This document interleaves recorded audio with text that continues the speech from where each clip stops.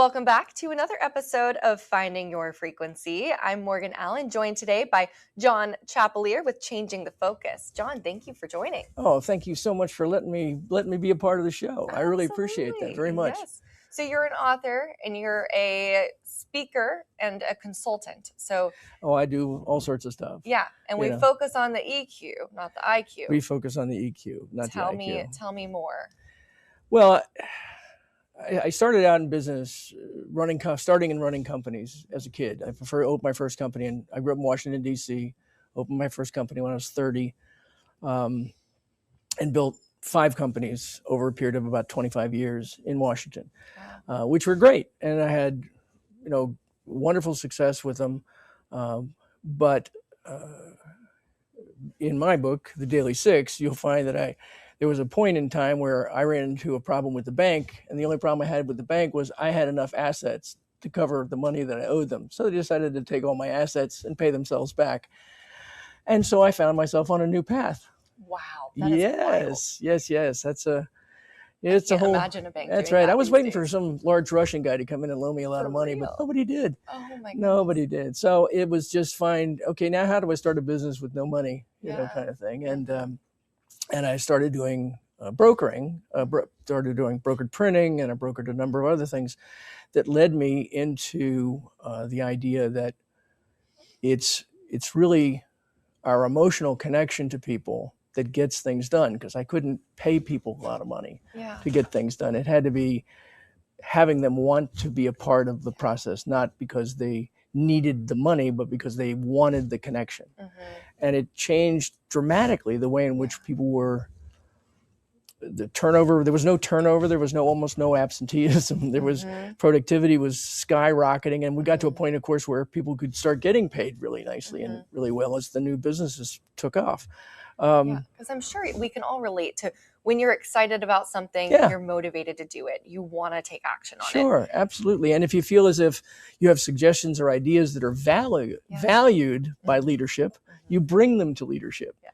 And if you feel as if the last time I tried to do that in my last job, that's why I'm looking for a new job, you don't bring ideas. I was just talking to Mike upstairs, and I said, I call that moving at the speed of don't screw up. Yes, it's absolutely. Like, how fast are you guys working? I'm only working fast enough to not get fired from here. And if you're doing that, your absenteeism's up, your productivity's up. Yes. I mean, your productivity's down, your absenteeism is up. And so what you want to do is work more on an emotional connection than an intellectual connection, or even more so even than a financial connection. I've had people work with me that could make more money somewhere else, but they weren't feeling as valued or as important as a part of this, as part of the team. And that was enough, at least initially. I mean, you have to have everybody feeling as if they're on an even playing field, but people want to feel as if they're a part of a connected, successful team. Absolutely. And valued for their efforts. So at that point, I had built that company up for about 12 years, and we decided that I wanted to sell it. So we sold that company and then moved to Florida, and I started doing writing. So I wrote the book, and that just sort of took off in a direction I never really thought about it, which was, as I said, initially it was to do keynote speaking convention work.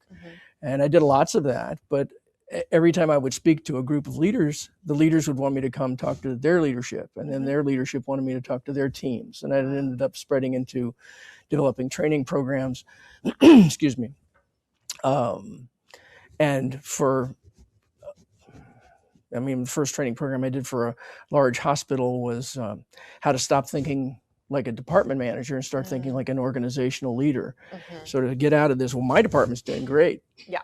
I know you guys are all failing over here, but man, are we kicking some butt, kind of thing, except for the fact that unless they're all doing well, it's not going to be much help. So how do you sort of get people out of their silos and into a communication that helps the whole place sort of rise up?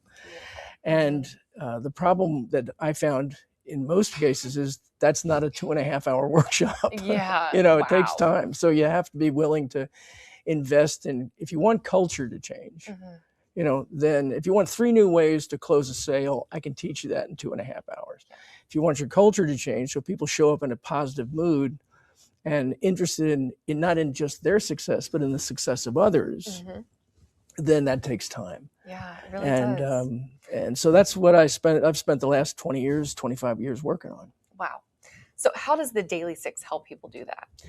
Well, there are 6 components to the Daily Six. I think that seems obvious.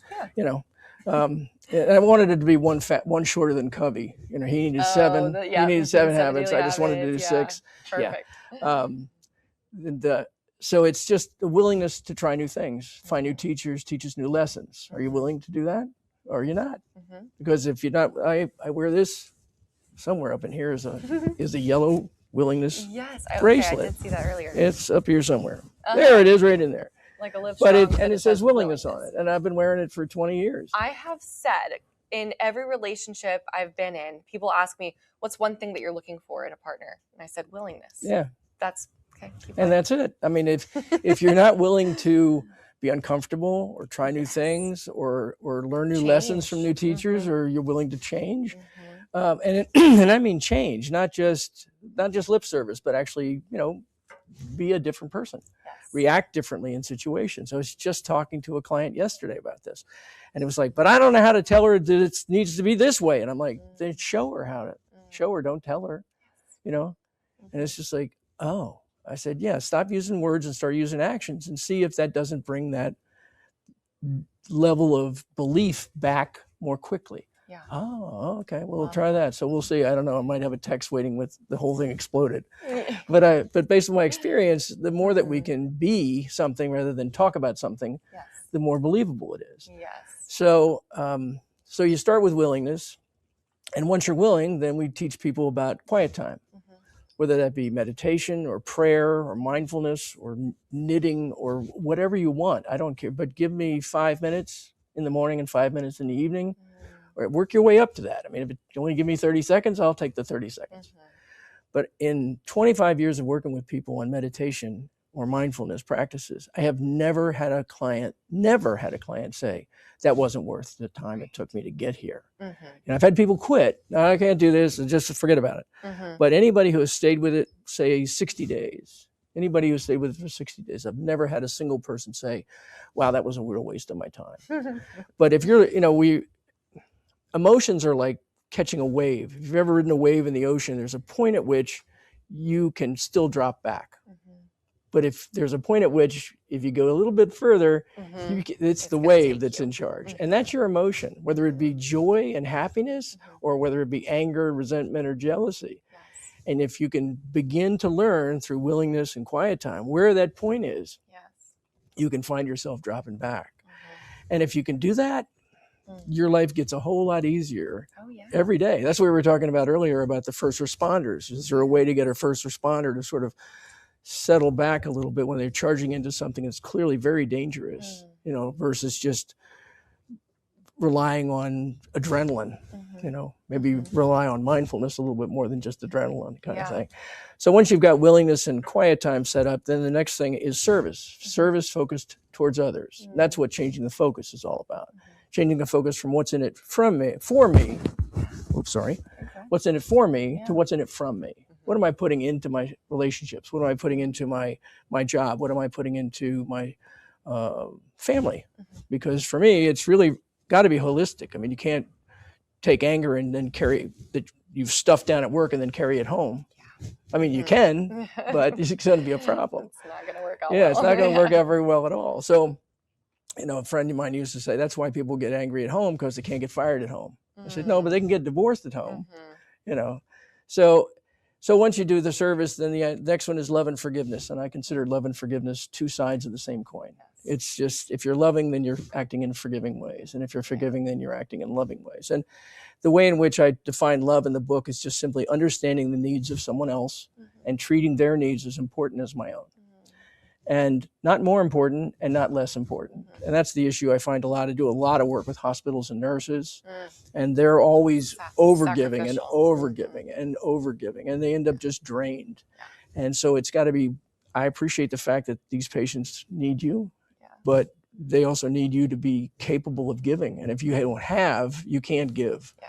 And so it's a matter of how can you take the quiet time and find a few minutes to renew yourself through the day and continue to renew yourself as you go through the day.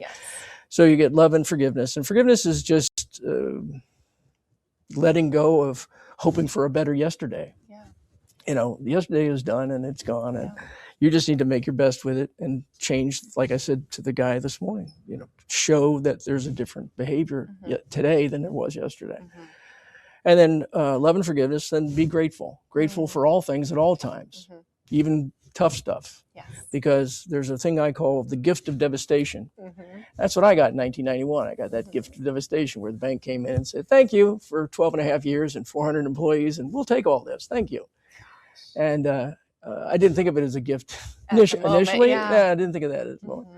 But about a year and a half later, when the new business was up and running, and I realized, and then really and truly, once I finally got to Florida and I sold that business and realized I was on this path, this really changed my focus from me building something for my family to me building something for societal. Wow.